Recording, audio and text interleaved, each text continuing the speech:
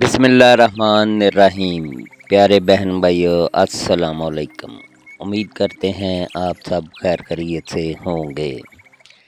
اے ایمان والو، جب تم آپس میں ایک دوسرے سے میعاد مقررہ پر قرض کا معاملہ کرو تو اسے لکھ لیا کرو، اور لکھنے والے کو چاہیے کہ تمہارا آپس کا معاملہ عدل سے لکھے۔ کاتب کو چاہیے کہ لکھنے سے انکار نہ کرے، جیسے اللہ تعالیٰ نے اسے سکھایا ہے، پس اسے بھی لکھ دینا چاہیے، اور جس کے ذمہ حق ہو وہ لکھوائے، اور اپنے اللہ تعالیٰ سے ڈرے جو اس کا رب ہے، اور حق میں سے کچھ گھٹائے نہیں۔ ہاں، جس شخص کے ذمہ حق ہے وہ اگر نادان ہو یا کمزور ہو یا لکھوانے کی طاقت نہ رکھتا ہو تو اس کا ولی عدل کے ساتھ لکھوا دے، اور اپنے میں سے 2 مرد گواہ رکھ لو۔ اگر 2 مرد نہ ہوں تو 1 مرد اور 2 عورتیں جنہیں تم گواہوں میں سے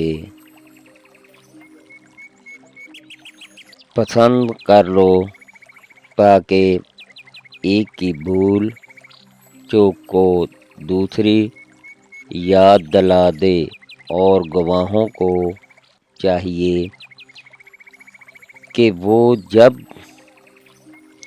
بلائے جائیں تو انکار نہ کریں، اور قرض کو جس کی مدت مقرر ہے، خواہ چھوٹا ہو یا بڑا ہو، لکھنے میں کاہلی نہ کرو۔ اللہ تعالیٰ کے نزدیک یہ بات بہت انصاف والی ہے، اور گواہی کو بھی درست رکھنے والی ہے،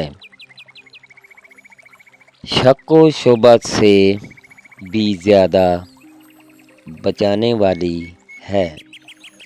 ہاں، یہ اور بات ہے کہ معاملہ نقد تجارت کی شکل میں ہو، جو آپس میں تم لین دین کر رہے ہو، تم پر اس کے نہ لکھنے میں کوئی گناہ نہیں۔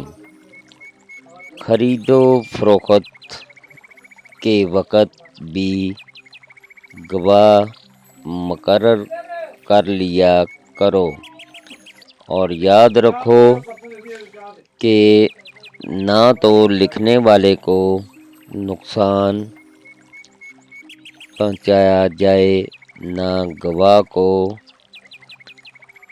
اور اگر تم یہ کرو تو یہ تمہاری کھلی نافرمانی ہے۔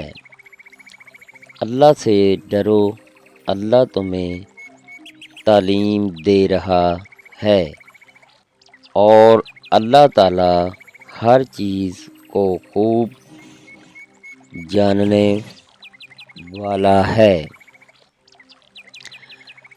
اللہ ہر مسلمان کو اپنے حفظ و ایمان میں رکھے، آمین ثم آمین۔ اللہ حافظ۔